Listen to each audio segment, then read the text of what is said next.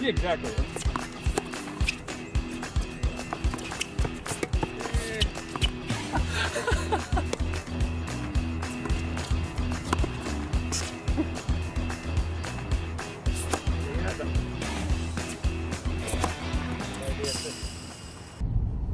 Good frickin' morning. We are going up to Michigan for practice with the GOAT, Coach Ruan. Really what I've enjoyed the most about this process has been working with him and learning and creating video. And so, got the Launchpad hat on. Let's do it. Let's do it. Let's improve. Let's become someone. Become someone.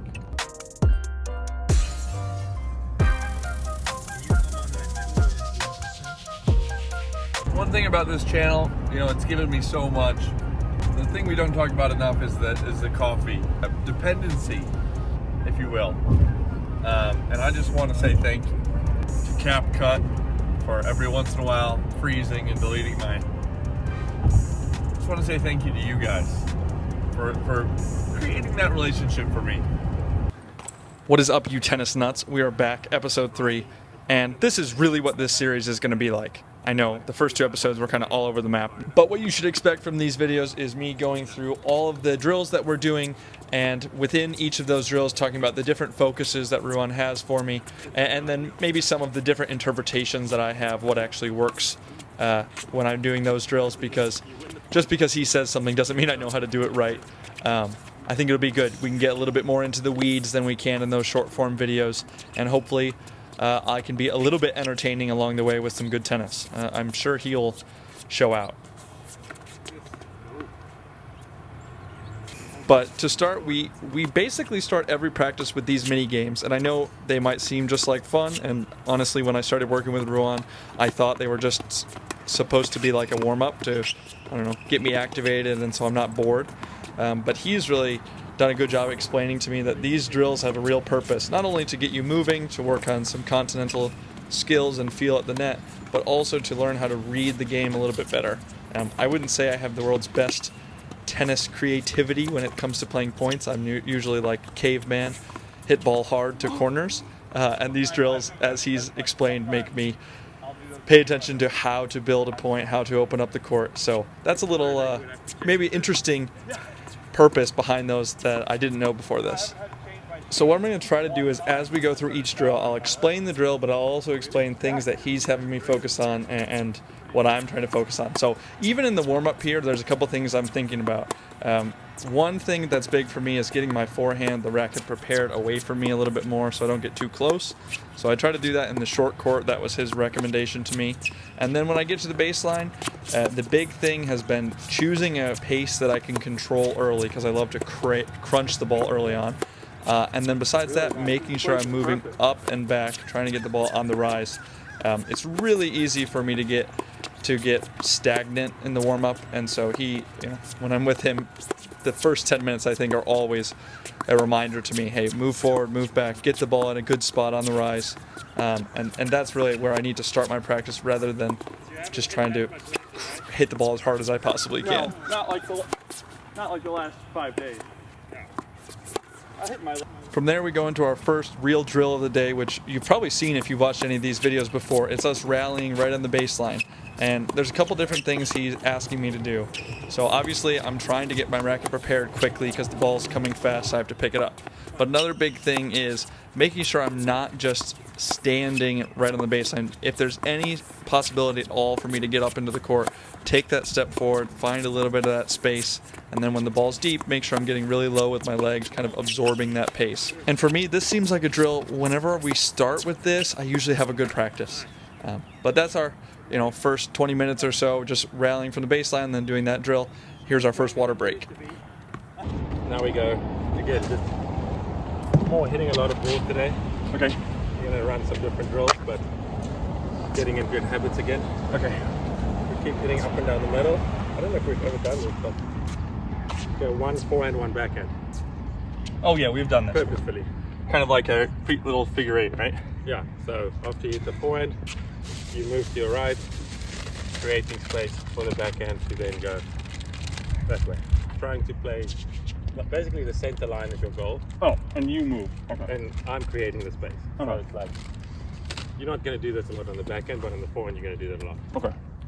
All right, so you heard him. We're doing this little figure 8 drill. Basically, both of us are trying to hit the center line of the court and then move around the ball to create space, alternating forehand and backhand. 2 things from this drill. One, it is way harder physically than I expected. Oh, I missed it there. Way harder physically than I expected to get around the ball each time, which kind of signaled to me that maybe when I'm playing, more often than I think, I'm not getting around the ball just because I'm being a little lazy. And then the second part of this is that it's actually not as easy as you think to get the ball onto the center line, right? So like the accuracy for me here was tough, and you can see both of us kind of struggling. Maybe it's the pace we're playing at, but I really like this. I think this drill for me, especially on the forehand where I can get too close, is a great way to start because you're looking at every ball as you need to create space, whereas when I'm playing points a lot of times it's like that ball comes right at me, I'm thinking okay, I can just stand and hit. From there we're going on to a totally new drill for me. So this was a drill that we had not done, and it was all about playing with different ball types. So one player is trying to play the ball high and heavy, and the other person is trying to take the ball early and hit flat through the court. Maybe we've done this before, but I didn't remember doing it. So first off, I'm trying to hit the ball high and heavy. He's trying to take the ball on the rise and hit through the court more. And the big thing, I think the reason we were doing this, and he was explaining there at the beginning, is he was noticing me moving back when the ball is deep, but not getting back forward. So basically I was moving back, but then staying back. And the goal for me is to get back when the ball is deep, but then get my weight back forward into the shot, even though I'm trying to hit up on the ball. So not sure if you'll be able to see it here early on, but towards the end, hopefully you can see I'm trying to get behind the ball and then get my weight going back forward into the court, even though I'm still trying to play with shape. I skipped ahead a little bit here because I thought what he said was interesting. One of these, he hits the ball really deep, and I try to go for too big of a swing. Yeah, right here. So listen to what he says after that. If my ball's coming that fast, for you to swing as violently, maybe that's the one way more, okay? I accept he's hit a good ball. Okay. I can get my feet in a good position. Still accelerate the hand a lot, but maybe slow it down through there. Right. Because if you go back fast and you don't execute, I'm going to keep coming. Okay. And you don't have time to recover. Yeah. Make sense? Yeah. Okay, last one. There you go. Good. That's a better ball.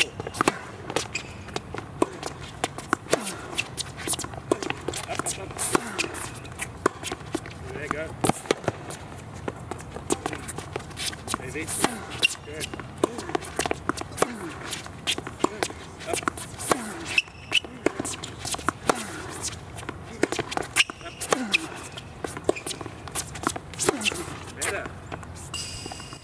All right, so the big takeaway is there, trying to get back so I can go forward, and then if I do get caught with the ball too deep, slowing down a little bit with my swing.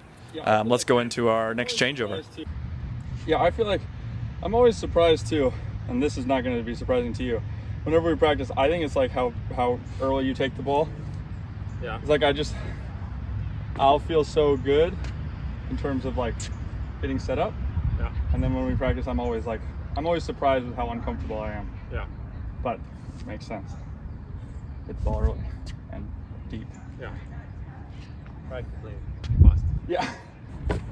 That happens most of the time. Most of the time I go like, I'll practice before and I'll be like, okay, I feel pretty confident. Yeah. Playing whenever I play something like, 12 something. Mm-hmm. And then I'll come back to our practice and I'll be like, that ball's swinging a lot quicker. Or a lot sooner. Not sooner. Yeah. I don't think it's that much harder. But No, I mean, I'm not getting it bigger, that's for sure. Okay, from there we're going into the opposite of the last drill. So now he's trying to play the ball high and deep, push me off the baseline. My goal now is to take the ball on early and get through the court with the shot. So I'm trying to get the ball in the air to be a little bit quicker, a little bit deeper, more penetrating rather than like a heavier ball in the last round. And honestly, I felt really good at this point. I think it's always surprising to me when we start with those drills, like where I'm hitting the ball right off the baseline, even like little tempo drills that we do, we're trying to get as many as we can in 3 minutes. When we go into a drill like this, my eyes, my body, they're so active and ready because of those kind of like exaggerated drills that I'm way more ready than I normally am when I practice.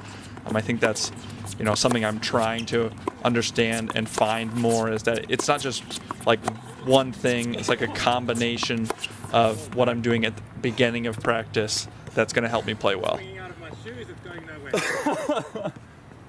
And then from there, we combined both sides of the drill. So now we're still rallying up and down the middle. It's more competitive, more like a point, but we're both allowed to use either style of shot.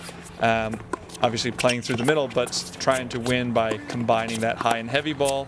And then whenever we have an opportunity to step forward, I always find it pretty incredible when I play against him how early he can take the ball, even when I hit a good heavy shot.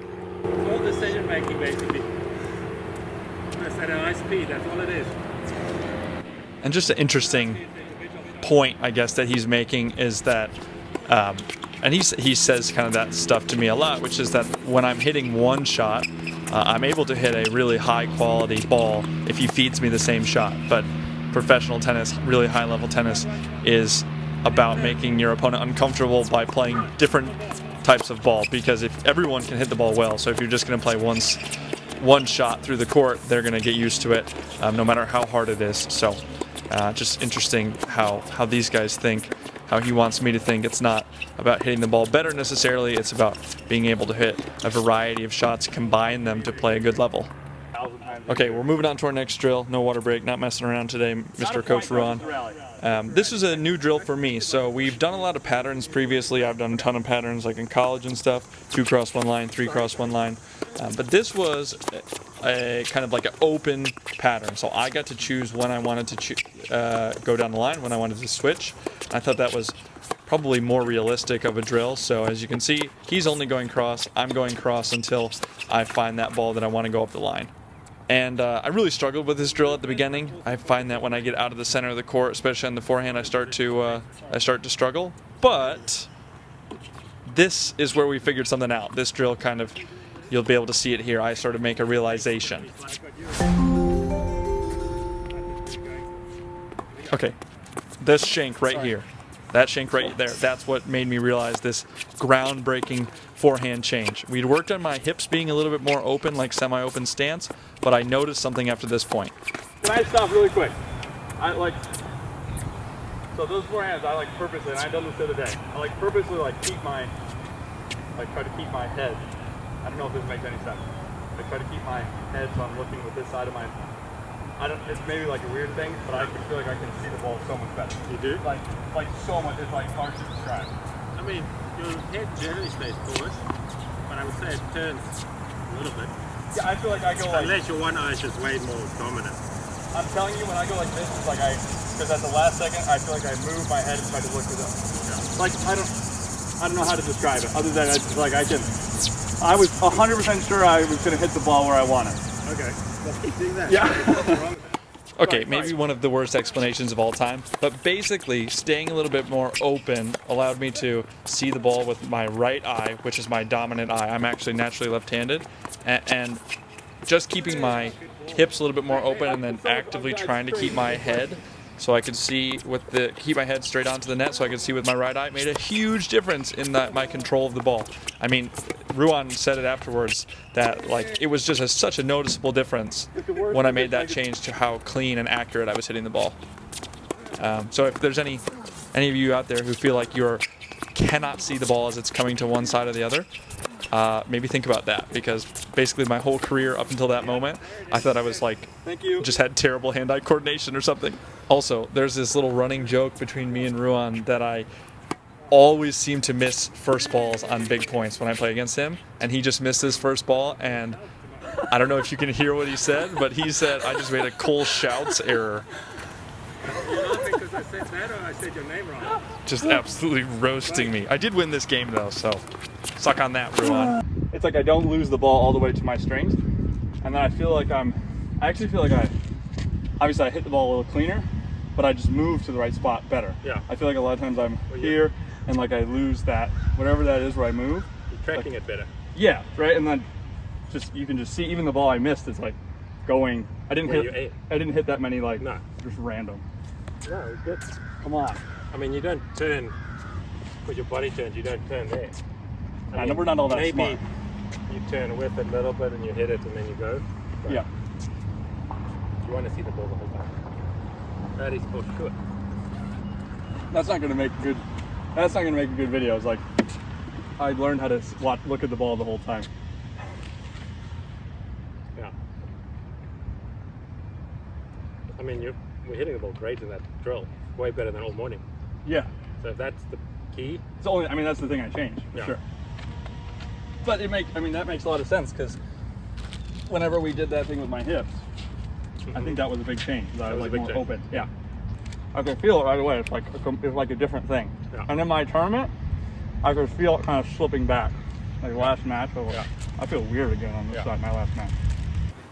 I've got a lot to work on when it comes to being in frame and not talking with food in my mouth. But we're going to the net. I was very excited about the forehand. It just felt so much better. At the net, a couple different things to note from Ruan that he reminds me of pretty frequently. One is the timing of my split step. So split stepping a little bit earlier at the net because it's a shorter distance between me and my opponent, so I got to be ready a little bit sooner. And you'll see a lot of times I'm doing 2 split steps, and that's something he had asked me to do, especially if I'm struggling with the timing of my volleys, because it's easy to mistime the split step with a volley. You don't know the pace that they're hitting always. So 2 splits to get myself going and really get my feet active. And then the other thing that we're working on, and I don't know if you'll be able to really tell from this far away, but I have kind of like a closed grip on my forehand volley, almost like a Eastern forehand grip. I'm not sure why, but one thing we're working on is just opening up my racket face a little bit so the volley stays lower, which sounds counterintuitive, but I promise it's true. So we did some volleys here, let out a little bit of anger, some volleys, some overheads. He always tries to change the pace when I'm at the net, tries to catch me off guard, hit me with the ball. Nice guy. So volleys, overheads, one more break, and then we went straight into serves. Yeah, not as bad, but Lexington gets so hot. Yeah. So I was like, I'm going to hit with you some days. I need to practice again. Just me and Ruan talking about the disgusting nature of trying to coach and practice at the same time, having to bring like 3 pairs of shoes and so many changes of clothes. But okay, we're into serves now, and I've been having some shoulder problems before this practice. I had been dealing with some bicep tendonitis in the front of my shoulder and had some time away, so we were trying to make a little adjustment to my trophy position so that my racket was able to go naturally like right behind my head. So you can see we didn't do too much today. We're getting close to the end of the lesson, but he wanted me to just start with my racket up and practice serves from there so I can get that nice flow straight down behind the back of my head. I did that for maybe like 10 minutes and quite a few of them, and then from there we went into full serves trying to get into that same position. And in addition to that spot, also trying to go straight up, trying to get there quickly, trying to get there quick, and then I can start my motion. He had said that a lot of times I take my racket up too slow, so by the time I'm ready to swing forward, my racket's actually not in the right spot. It's like off to the right side of me. So we just did this little techniques to finish, and it started to feel pretty good. Trying to just get that racket straight up, and you can see I'm trying to get it up fast enough so I have a little pause. Boom. And actually, by the end, this felt really good. So, as usual, him just dropping absolute dimes. So good quality practice, really nice to be back on court, and let's meet up in the car for a post-practice review. All right, guys, so that was a fantastic practice. I don't know, just obviously feels good to be back on court with Ruan, but I'm sure some people can relate to this. There is this feeling you have when you're not, when you're playing well and then you're not able to practice, and you go like, I wonder how much I'm gonna lose in whatever that time is because of my shoulder and the travel, and just to be at a spot today where I'm like, okay, I don't think I've gone backwards and stuff feels good. That was just a really good feeling. We found this thing with my forehand, which I'll try to point out in the video, which is like when I'm keeping my head square onto the court, here instead of turning to the forehand, and I can use my right eye, which I think I'm right eye dominant. When I can use that, when I can use my right eye, it's just track the ball so much better. I was seeing the ball so much cleaner, like instant difference. So that was a big deal, but super happy. Cool stuff me and Ruan are planning. Potential of us like traveling together full time, which would be freaking dope. So, all right. Love you guys.